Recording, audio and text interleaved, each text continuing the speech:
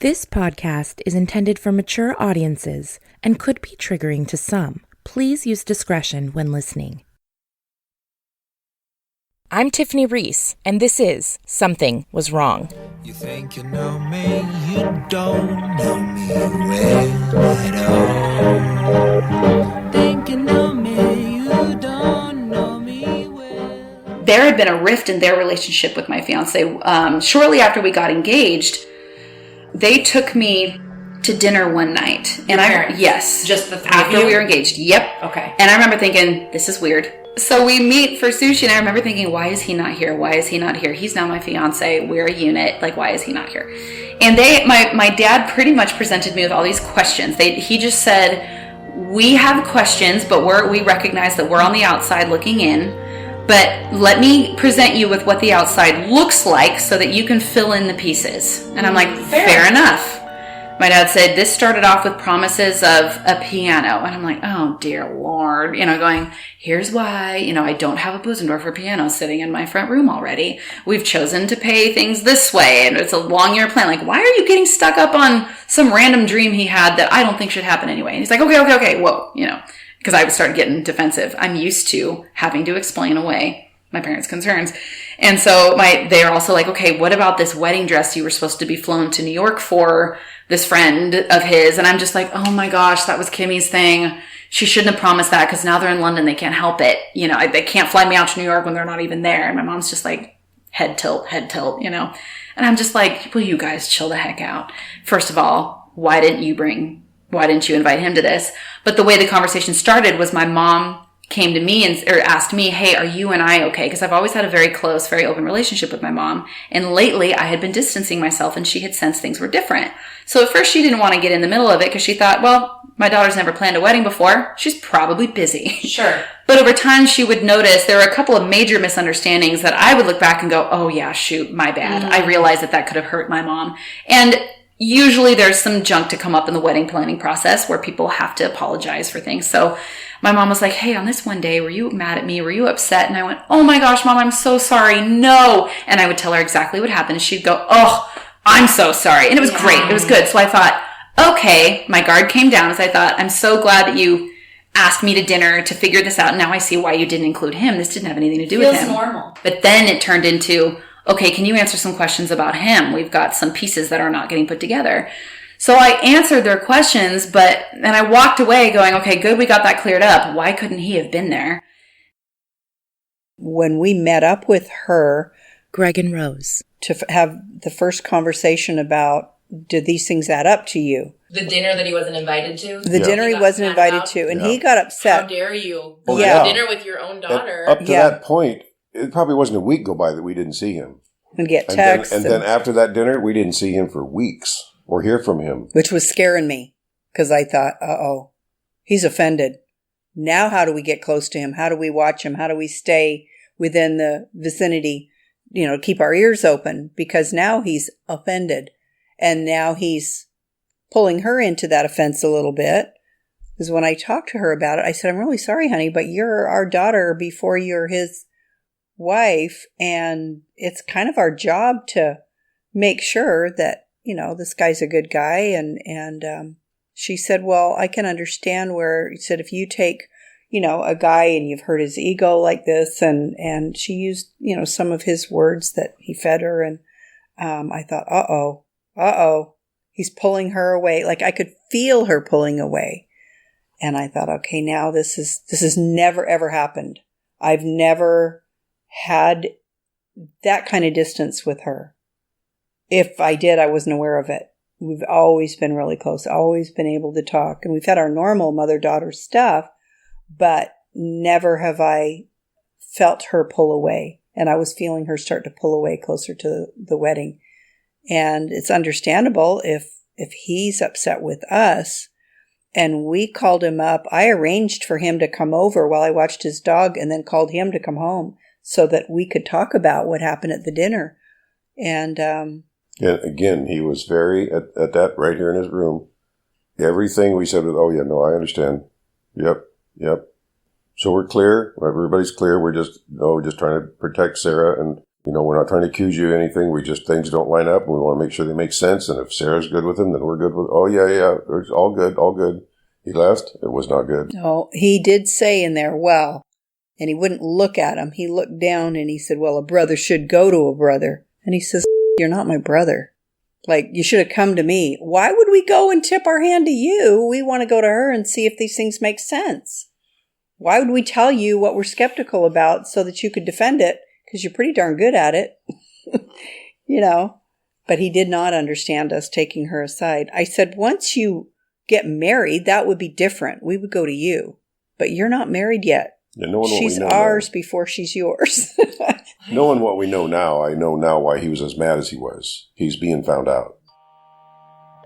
So, of course, being open, Kimmy's texting me that night. Kimmy started saying, hey, what's going on? And I was like, well, honestly, I don't know what to do. So I told her, my parents took me to dinner and I don't know how to handle, they're just kind of concerned about some things. But she was the one who started to pitch it as, your parents kept him out of it and put this on you. And then I thought, how dare my parents?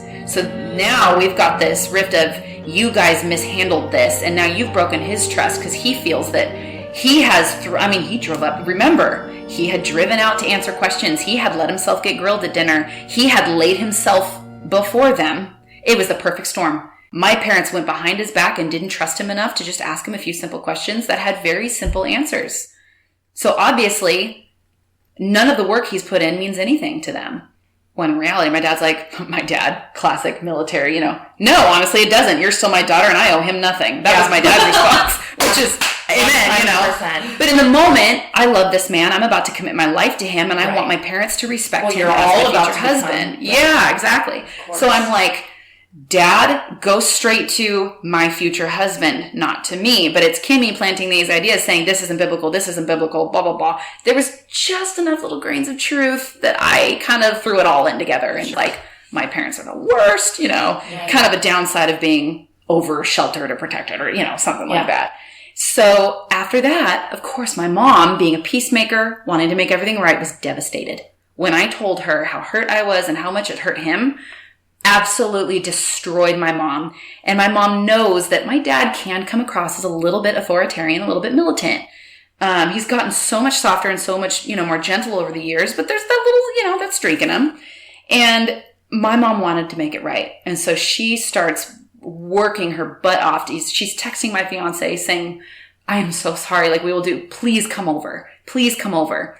Well, he's working like crazy now. We're planning a wedding. There are so many valid reasons as to why he couldn't all of a sudden drop everything and drive to Dixon like he had before. My mom starts trying to put together, manipulate situations where he and my dad are in the same place at the same time to talk it out and figure it out. So now my mom and I are on the phone arguing over what my dad should and shouldn't do. So it's my mom's on my dad's side, I'm on my fiance's side, and now this is a new dynamic my mom and I had never experienced. Very unhealthy, very unnecessary, and I'm just like, well, I understand my mom's mindset that she's got to stick up for her husband. I'm sticking up for my, future husband. And my mom's like, you are not married to him yet. You be careful. When you are married, you're in covenant, then yes, you are completely, loyal. But right now, think with your head, honey. Don't think with your heart. Something's wrong here. You haven't signed that dotted line yet. And right now, your fiance is distancing himself from us, and we're going to him 110%. And he's not reciprocating. He's not allowing us to make this right. And I wouldn't see it. Mm-hmm. I was just in so deep. And I had Kimmy in one ear and my mom in the other. And I was listening to Kimmy. Pretty much. I was taking the side of the wrong person.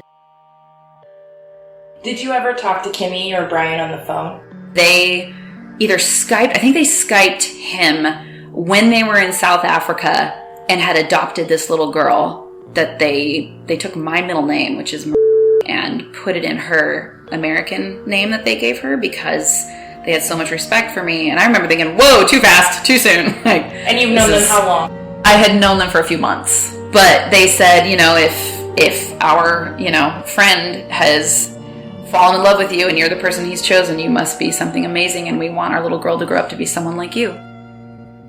Leading up to the wedding in the next month or 2 or 3, my parents' panic is slowly building, which I don't know. We're moving. We're full speed ahead.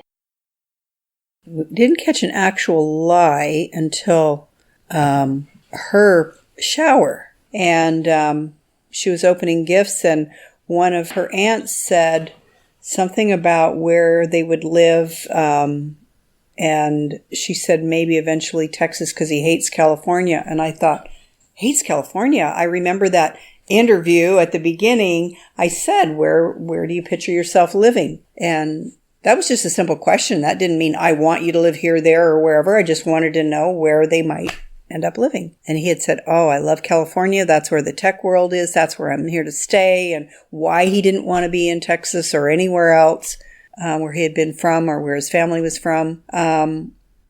But when she said that, I thought, okay, somebody's lying to somebody here. But that we were so far along that was another one of those, well, did I really hear that at the beginning? Or did he change his mind? I did a background check. And a lot of the things, the timelines, did add up. But what bothered me was there was this address, and then there was this address, and this address, and they were only like a few months apart. So I called a girlfriend of mine. I said, can I come over next time your son's home? Because he works for Facebook, and he's very tech savvy, obviously. So I went over and I talked to him, and I said, would you look this over for me and tell me what you think? Because he's in the same world as you. He works for Google, you work for Facebook. Tell me what you think. And he said, well, it wouldn't be that unusual to have a contract and then move on to another contract. But he said, this is a lot of different moves, and usually you would stay at least a year. And he said, there's a lot of moving around in here. So it confirmed my fear that, this guy's bouncing around. Why? And it also had a couple of arrests. And I explained those away thinking, well, the guy is 30 and he's been around a little bit. And it seemed like he went back in to get some things from a landlord that, maybe he got evicted. It looked like he got evicted. And then he got a break and enter. Well, I kind of excused that thinking he went to get his own stuff maybe. Well, and I didn't tell Sara that I did the background check because she was already kind of pulling away, and I didn't want her to go, oh, well, you really don't trust him. So, pull away some more. And I thought, I'll give him that one. He probably went in to get his stuff. And later on, when I did ask her about it, I said, did you know that he had, I think, spent a night in jail or something? And she said, yeah. And she said he went to get a friend's stuff out of their apartment. And I went, okay. And that, to me, that wasn't a big deal. I just wanted to see any inconsistencies. I was actually looking for who he was engaged to so that I could talk to the family. I would have done anything to find them and talk to them.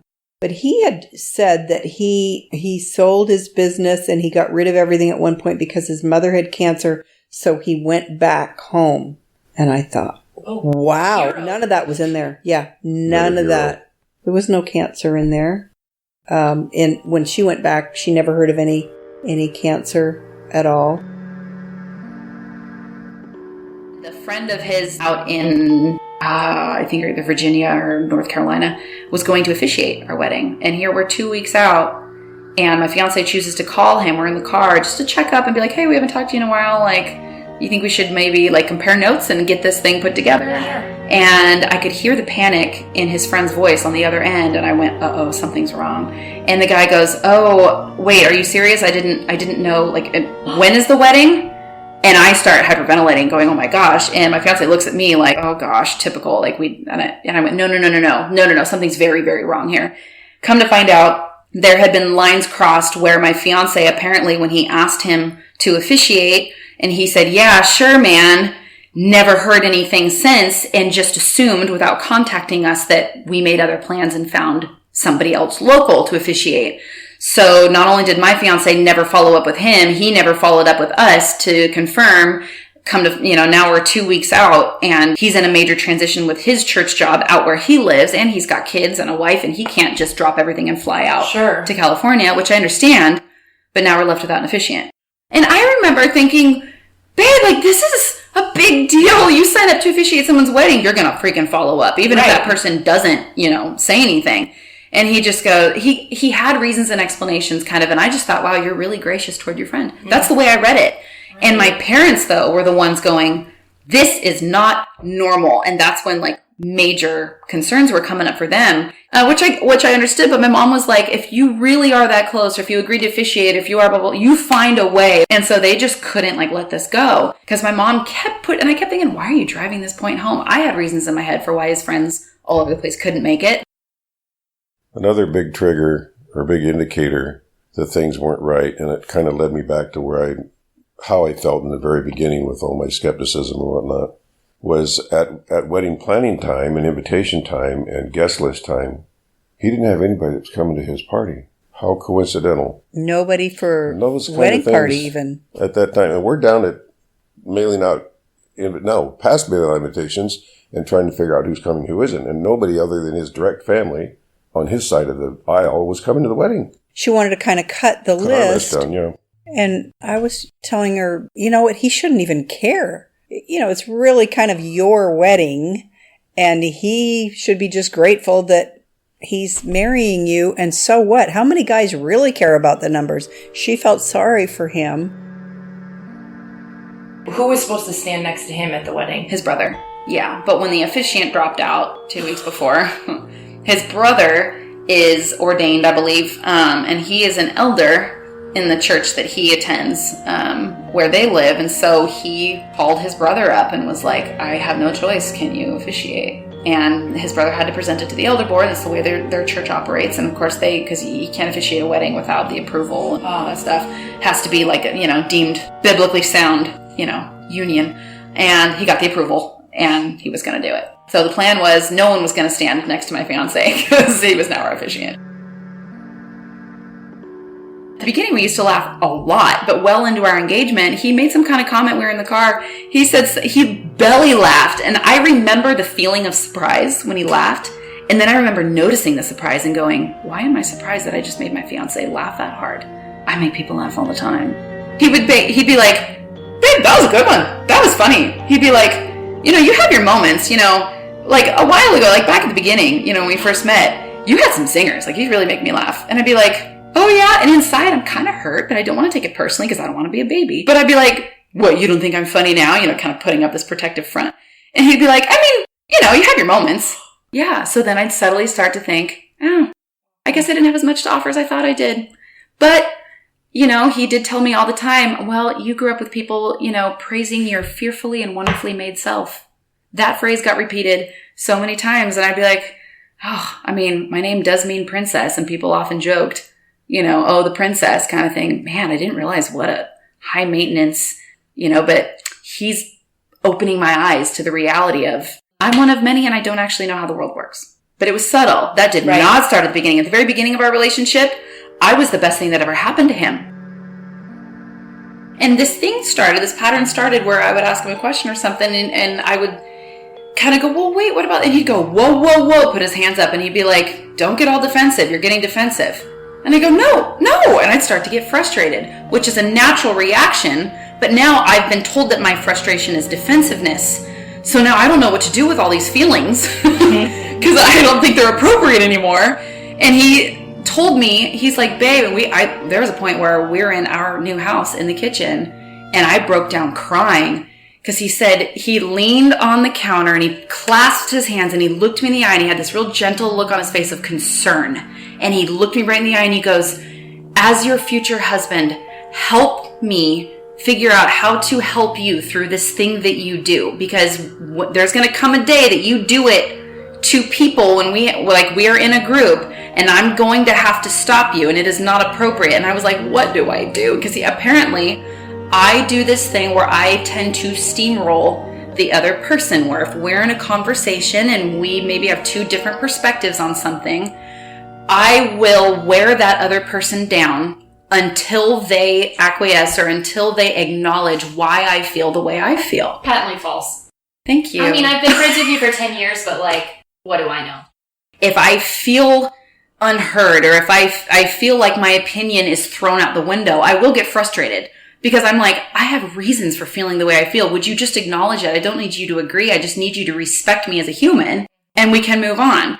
But he would say that I had this way of, he said I would build a laundry list and I would exhaust that person until they finally would go, okay, yes, I see your point. So there was just enough truth that I actually believed him, and I was devastated. So at this moment in our kitchen, he was like, there is this major character flaw in you, and help me love you through it. Help me, equip me as your future husband and how to correct this and stop this, because there's going to come a day where you do this to somebody when we're having company over or we're in a group or something, and I'm going to have to say, honey, like in front of people. So he asked me, he said, do you want me to stop you in front of people, or do you want me to wait until we're in private and then tell you that you did it? You did the thing, and it shouldn't happen again. And I was like, I don't know. And then once I was crying and heartbroken and embarrassed and feeling like a kid, like literally like a little kid that just got chastised, not because he made me feel like a little kid, but I was deserving of feeling like a little kid. He would come over and go, oh, honey, come here. And he would wrap me up in this big hug, arms around me, this big guy. And he'd be like, I love you. I'm here for you. My purpose is to get up every morning and ask myself, how can I die to myself so that you can flourish? That was his biggest message that he preached. So the way you can see how my brainwashing happened over months, that all of these things that when I tell the story, it sounds like I was being nitpicked. But what I was being told, what I was trained to believe, was that his whole purpose was raising me up so that I could improve. Kind of thing, and I could be the best person I could be. And that despite all of these little flaws or little things that he was seeing in me, he loved me selflessly, like Christ was called to love the church, and like this was supposed to be modeled in biblical marriage. And he doesn't know that for months before I met him, I had been set up, because I had been praying, Lord, one day when I do meet somebody, I ask that it be something that helped me see you. Like, bring me a man that shows me Jesus and how he was an example of, the bridegroom and the bride, the church being the bride kind of thing. And men are called to love their wives as Christ loves the church. Right. So in my mind, this is a good thing. That's what you've been asking for. Yes. So for months, my roommate and I would take communion. Not that I was desperate for a guy, but we're seeking the Lord, and of course one day we want to get married. So I'm just like, Lord, help me see you in my future relationship. And so in comes this knight in shining armor preaching everything that I've been praying in private. So you can see how my heart was set up to fall for something like this. Of course. 100%. So you fast forward 9 months, and I have now turned him into my source of information, and he now is my opinion. I don't think anymore. It's scary when you watch it in action and you feel you can do nothing about it. It's like this thing happening before your eyes, and you're feeling it, and you're feeling it pulling in a direction, and you can't grab it. You can't get a hold of it. And that's your child that, you've watched grow, for 30 years. And it's just a horrible feeling of thinking, what's happening to them? What's going on? Because you don't know yourself. You just know something is off. And you just hope you're wrong. And you don't want to push them away because, 30 years old and made really good decisions and, always walked a pretty straight path. And when we questioned her, he was okay with it if she could answer the questions. I never fully was. I thought even if she answers them, that doesn't mean that she's had the kind of experience to be able to see through some of these things. I wanted to give her the benefit of the doubt. I didn't want to be that hovering parent, but there were times I would just wake up in the night and think something doesn't line up. I don't know what it is. Like my insides would just churn. Think, something's wrong. I need some help here. I need to go and talk to some other people. And I'd wake up sometimes crying and I would just pray. I'd call up friends that I knew were prayer warriors, and I'd say, hey, pray for my daughter. And I was constantly at prayer meetings at the church and just asking God, show her, show us. If this is wrong, slam the door. If it's right, show us, give us, grace for him. It was like torment. My mom, I found out, contacted my boss's wife. So my relationship with my boss and his family, I've known them since college, and they are like second parents to me. And they were actually going to provide their house and their backyard for the wedding. So really amazing. And I work with their eldest daughter, who's one of my dearest friends. So she's very closely involved in all this too. Well, my mom reached out to her mom, my boss's wife, out of desperation, going, she just needed to talk to another mom who had a daughter get married before and say, is this anxious, feeling that I have, is this normal, or is there something that I need to pay attention to?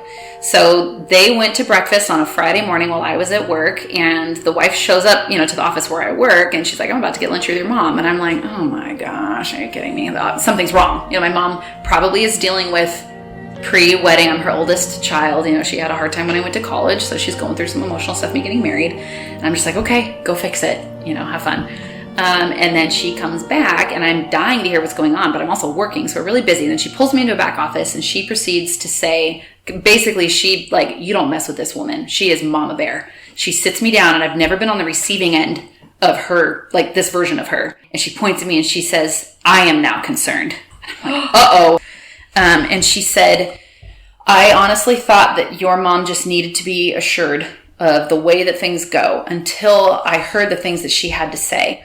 And she mentioned just some changes in my personality and character that she'd seen. And I tried to explain some of that away. And some of my biblical perspectives had really changed. And this woman's known me for years. And she's like, these, as far as I was concerned, were pillars of who you were. And now they're changing. So help me understand so that I'm not also concerned.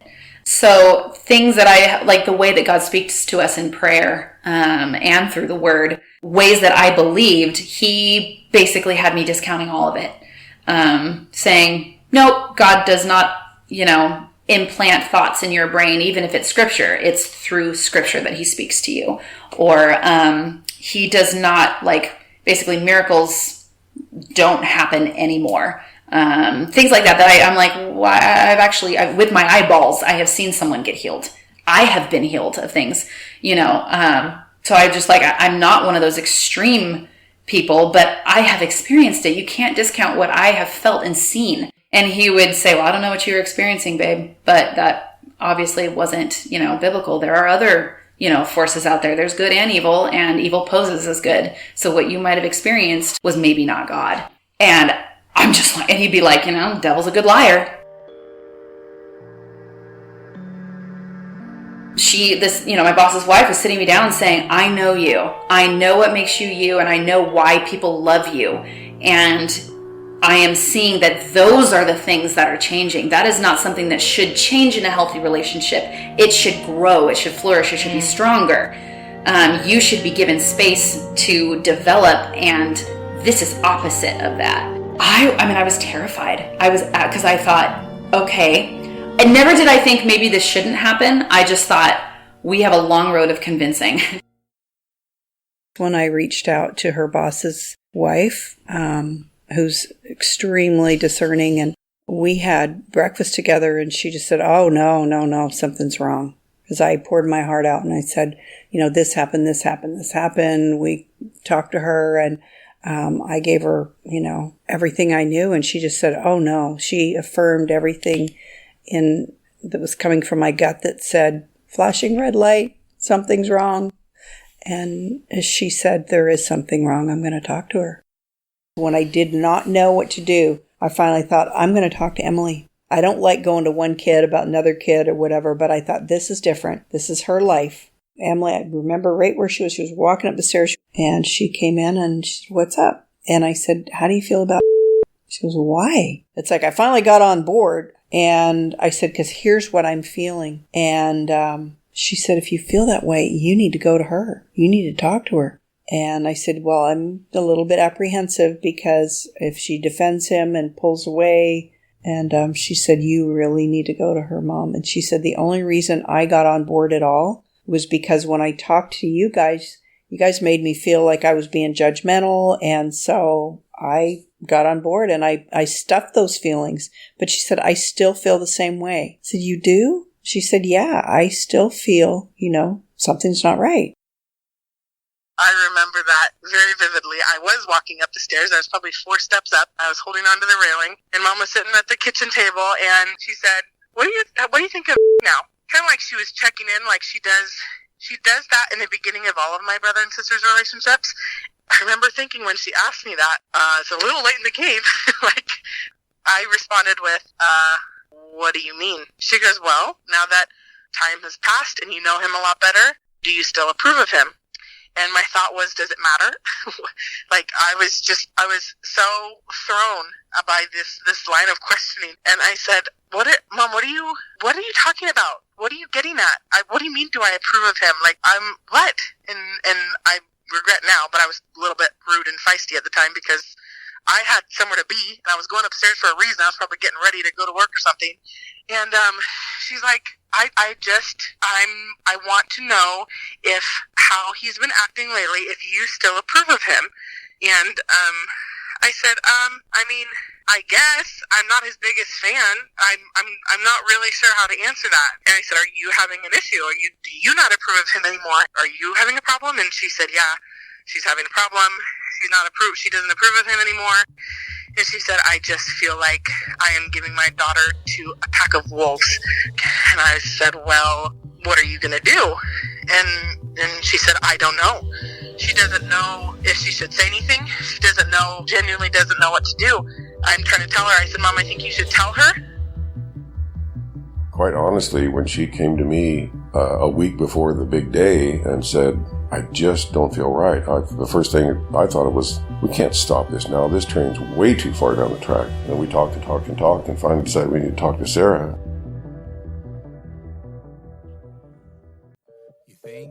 Next time. That conversation with Mom on the stairs happened on a Thursday, and then Saturday was going to be the bachelorette party. Why are you doing this to me? Why is this my life? I've worked so hard and I have asked over and over, please tell me, please tell me. And so you're telling me 8 days before my wedding? Yeah. Sorry, you lost your chance. I'm convinced. You all will be convinced over time. Something Was Wrong is written, recorded, edited, and produced by me, Tiffany Reese. A heartfelt thank you to Sara, her family, and friends for participating in this series. Check out Sara's personal blog, Space and Purpose, via the show notes. All of the music this season comes from the band Glad Rags. Special thank you to Alyssa Doyle for her hype, support, and story editing assistance. Shout out to my husband Michael and our 3 children for encouraging me every step of the way. If you're enjoying Something Was Wrong, please subscribe now and consider sharing with your friends and family and literally anybody you've ever met. That'd be great. Thank you.